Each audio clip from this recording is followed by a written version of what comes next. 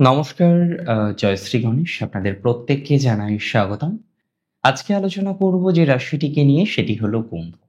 আপনারা প্রত্যেকে জানেন বর্তমানে এই সিরিজে আমরা প্রত্যেকটি রাশির জাতক জাতিকাদের তাদের প্রফেশনাল লাইফ, তাদের কর্মজীবন নিয়ে ডিটেলসে আলোচনা করছি। আর আজকেও কোনোভাবে তার ব্যতিক্রম হবে না। আমরা আজকে আলোচনা করব কুম্ভ রাশির জাতক জাতিকাদের প্রফেশনাল লাইফ নিয়ে। দেখুন, সবাই এক ধরনের কর্মজীবনে নেই। কেউ চাকরি করেন, তো কেউ বা যুক্ত রয়েছেন ব্যবসার সাথে, কেউ বা সংযুক্ত আছেন সেলফ প্রফেশন অর্থাৎ স্বনিয়ন্ত্রিত পেশার সাথে। কিন্তু সবার পেশা বা সবার বৃত্তি একরকম চলছে না, একরকম যায় না। আমি যদি কুম্ভ রাশির জাতক জাতিকাদের নিয়ে কথা বলি, দেখুন, সাড়ে সাতই চলছিল, সাড়ে সাতির তৃতীয় ফেজে আপনারা বর্তমানে রয়েছেন এবং নানা রকমের চিন্তা করছেন, নানা রকমের দুশ্চিন্তার ঘন ঘটা আপনাকে কিন্তু বারবার ব্যতিব্যস্ত করে তুলেছে। তাহলে এই যে টেনশন, এই যে চিন্তা, নানা রকমের দুশ্চিন্তা, সেই চিন্তা থেকে, সেই দুশ্চিন্তা থেকে ধীরে ধীরে ক্রমবর্ধমানভাবে আপনার উন্নতি হবে। আমি প্রথমে একটা কথা বলি, তাদের কথা বলি যারা কর্মজীবন হিসেবে চাকরির সাথে সংযুক্ত আছেন। এবং দেখুন, সবাই তো আমরা এক ধরনের চাকরি করি না, করি কি? কেউ গভর্নমেন্ট জব করেন, কেউ গভর্নমেন্ট জব করেন না, কেউ আন্ডারটেকিং এ রয়েছেন, গভর্নমেন্ট জবের সাথেই সংযুক্ত, কেউ বা সংযুক্ত আছেন পার্মানেন্ট জবের সাথে। আমি প্রথমে তাদের কথা বলি যারা পার্মানেন্ট জবে রয়েছেন কিন্তু কোনো না কোনো প্রেশারে আছেন। কেমন প্রেশার? আপনি নিজেকে স্টেবল করতে পারছেন না, you want to change your job but পাচ্ছেন না।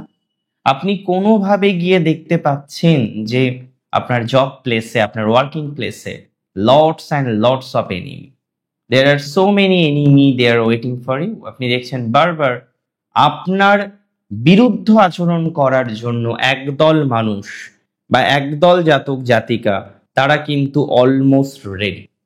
আমি আপনাকে খুব দায়িত্ব নিয়ে একটা কথা বলতে চাই, যে সমস্ত জাতক জাতিকারা এরকম একটা প্রেশারে আছেন, এরকম একটা অসুবিধার মধ্যে রয়েছে, তাদের কিন্তু বেটারমেন্টের জায়গাটা আমরা অনেকটা লক্ষ্য করতে পারব। আজকে যে সিচুয়েশনে আপনি থাকুন না কেন, আপনার সিচুয়েশন ধীরে ধীরে ধীরে ধীরে ইমপ্রুভ করবে, ধীরে ধীরে আপনার গতি প্রকৃতি আরো বেশি বৃদ্ধিপ্রাপ্ত হবে এবং ফাইনালি আপনি কিন্তু অনেকটা ভালো থাকতে পারবেন। আমি পার্সোনালি বিশ্বাস করি যারা ট্রান্সফার চাইছেন কিন্তু ট্রান্সফার হচ্ছে না। আপনি চাইছেন পরিবর্তন করতে, কিন্তু একটা পরিবর্তনের ভাইবস আপনি তৈরি করতে পারছেন। আপনি চাইছেন চেঞ্জ করতে, কিন্তু একটা চেঞ্জের ভাইবস আপনি তৈরি করতে পারছেন না।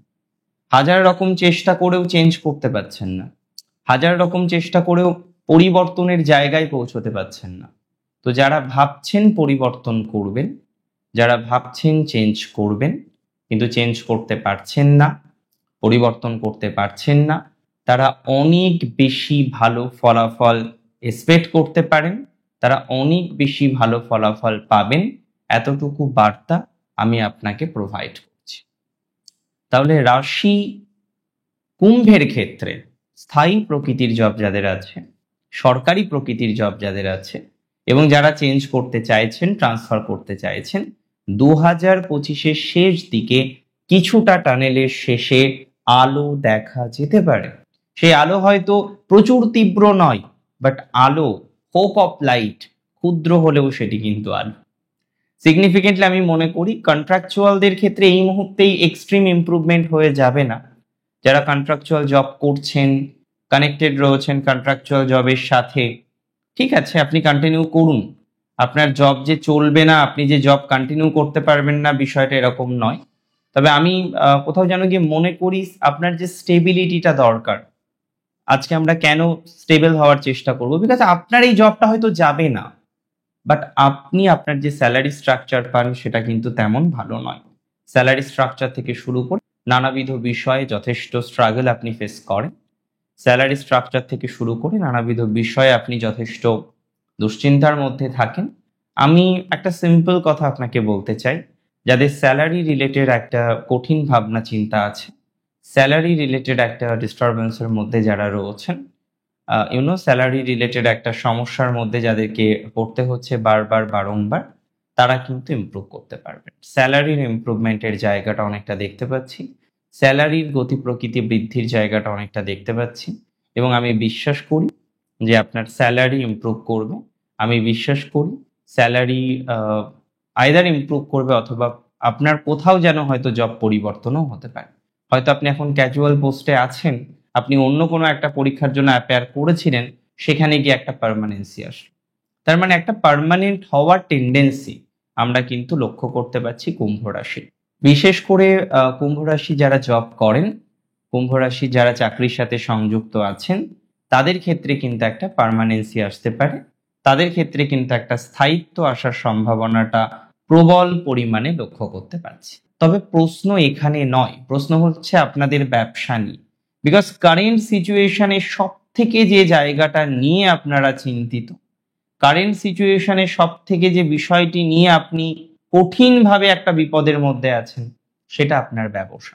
কারণ ব্যবসার ক্ষেত্রে এত পরিমাণে, দেখুন ব্যবসায় আপস অ্যান্ড ডাউন সবার থাকে, সবার ক্ষেত্রে ব্যবসায় আপস অ্যান্ড ডাউন থাকবে, কিন্তু এত পরিমাণে ব্যবসায় আপস অ্যান্ড ডাউন আপনি কারেন্টলি পাচ্ছেন, এই ক্ষেত্রে আপনার কিন্তু লাইফটাকে কন্টিনিউ করাটা কার্যত খুব চাপের হয়ে যাচ্ছে।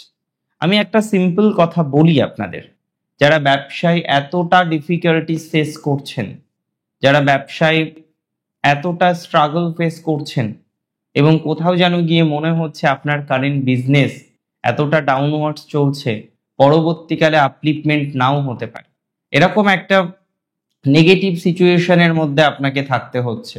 আমি কার্যত মনে করি যাদের এরকম একটা নেগেটিভ সিচুয়েশন রয়েছে, আমি মনে করি পজিটিভিটির জায়গাটা ধীরে ধীরে বৃদ্ধিপ্রাপ্ত হবে। আমি কার্যত মনে করি আপনার ক্যাপাসিটি বাড়বে, ফাইন্যান্সিয়াল ক্যাপাসিটি বাড়বে, বিভিন্ন ক্ষেত্রে ব্যবসার যে বর্ধনশীলতা আমরা এক্সপেক্ট করি সেটা কিন্তু লক্ষ্য করা যাবে। এবং আমি কার্যত এটা নিয়ে অনেক বেশি আশাবাদী যে ব্যবসা কেন্দ্রিক বিষয়ে কুম্ভের একটা উন্নতি বছরের শেষে আছে।